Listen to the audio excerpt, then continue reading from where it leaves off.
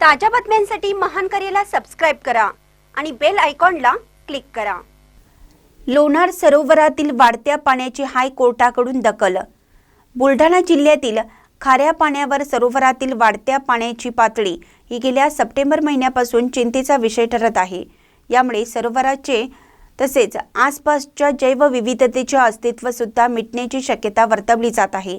याची दखल आता मुंबई उच्च न्यायालयाच्या नागपूर खंडपीठाने घेतली असून स्वतःहून जनहित याचिका दाखल करून घेतली आहे।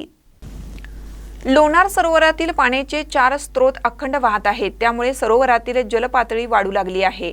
सरोवराच्या तळ्याभोवतीलाही पाण्याचे झरे असून नेमकी जलपातळी का वाढत आहे याचा उलगडा अद्याप झालेला नाही। त्यावर योग्य असे शास्त्रीय संशोधनही झाले नाही। यामुळे आंतरराष्ट्रीय स्तरावरही संशोधनासाठी लोणारचे महत्त्व आहे।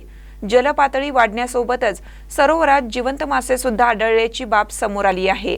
मात्र त्यावरही अद्याप शोध लागला नसून सरोवरातील जैवविविधता धोक्यात आली आहे।